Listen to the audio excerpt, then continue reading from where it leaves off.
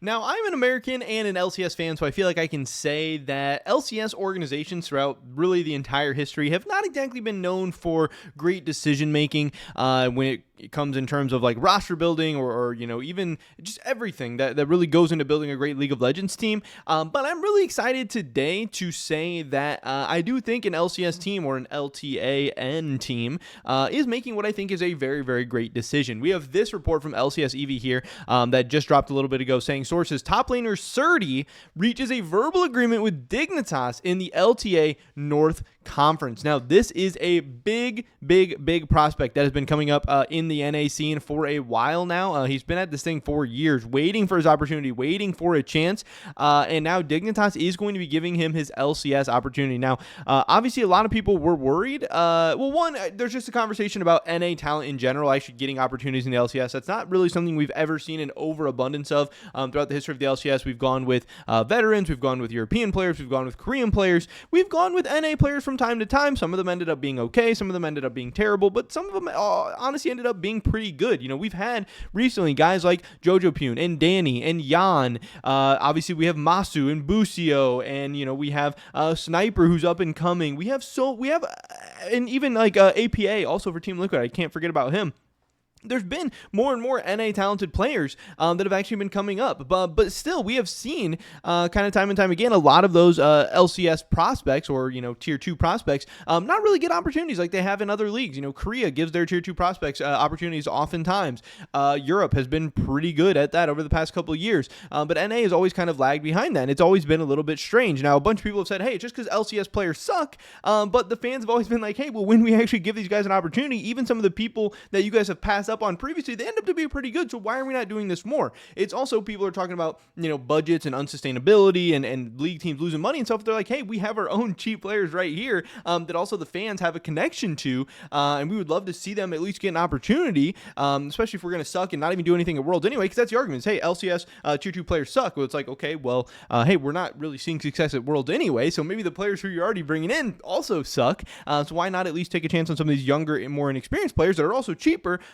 I don't know. It just made so much sense to me for so long. And obviously we have seen some of those more higher tier prospects get opportunities, but I think those guys maybe a step below have been passed up on. But what's weird here is Srtty is, that tier 1 of prospect. I don't know if he's exactly on the level of like a Jojo Pune or a Danny level prospect or whatever, but he's in that conversation. He is very, very, very good, and he's been doing crazy things for a long time. So if we get into this article, we can see again, Srtty has reached a verbal agreement with Dignitas in the LTA North Conference. Srtty has reached a verbal agreement with Dignitas, according to sources close to Sheep Esports. He's expected to replace Licorice, who has reportedly reached a verbal agreement with Lion Gaming, if you guys haven't seen that already. Srtty also had interest from Disguised, the new LTA North guest lot team, so that's interesting to note there as well, but ultimately reached a agreement with Team Dignitas. I know a lot of people were kind of hoping and kind of expecting that Disguised would go after Srtty, or maybe Srtty would end up on Disguise or whatever. It just seemed like made a lot of sense, but obviously him having interest from multiple LCS teams I think is a very, very good sign as well. Originally set to debut with Evil Geniuses in the 2024 LCS season, EG definitely a team who's been known for bringing up those tier 2 players and having some success doing that as well. Srtty's plans were unfortunately cut short following the organization's sudden exit from the league, so obviously that is extremely unlucky. Very, very weird situation that happened with Srtty and EG in 2024. Setting records, Srtty set a new record on the NA ladder, reaching 2,227 LP, the highest ever achieved by any player in NA and EU servers. At the same time, he also finished first in NACL Spring, third in NACL Summer, and first in CLOL 2024, which is obviously the collegiate league. So he's had success at tier 2, he's had success at the collegiate level, and he's been a big part of these teams. With nothing left to conquer below tier 1, Srtty now has his sights set on winning the first ever LTA season. Again, this guy has been the best solo queue player possible, he's been the best NACL player possible, he's been the best collegiate player possible. Really him potentially getting passed up on again for the LCS would have just made absolutely no sense.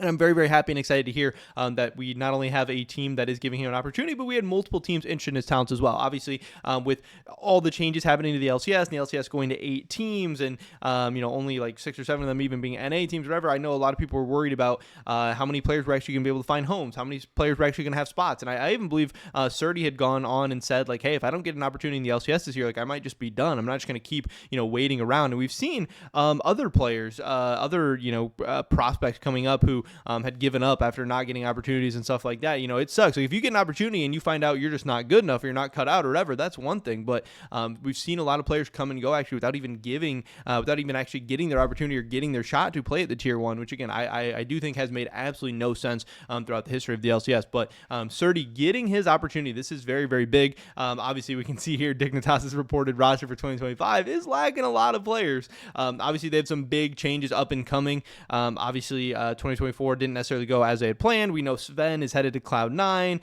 Seems like they might be making some other changes on this roster. Right now, it's looking like it's just Srtty. But again, I do think Srtty is a great player to be building around. And if that's your only player, I do think you're off to a good start. Now, obviously, that doesn't mean Srtty's going to come in and be a beast right away. It takes time. It takes development. It could take a split. It could take 2 splits. It could take 3 or 4. Again, in traditional sports, it's not uncommon for it to take multiple years for a player to really come into their own and come into their full potential. So I do hope that Dignitas actually gives Srtty a leash and lets him really get a full crack at this thing. But I do think this is a very, very exciting pickup. And again, seeing Srtty match up against guys like Sniper, but then also some of the more veteran top laners in the LCS is going to be very, very fun and exciting.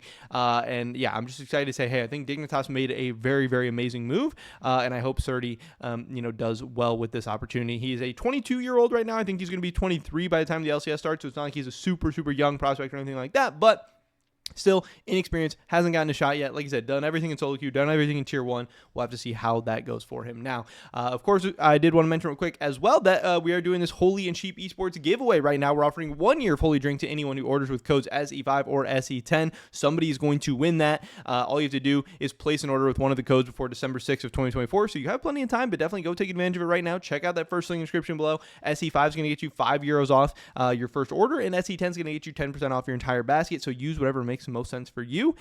Great tasting energy drinks that also just so happen to be healthier than the competition. Holy. Also, obviously helping us do everything we're doing at Sheep Esports right now. But that's pretty much every video today, guys. Hopefully catch you in the next one. Until then,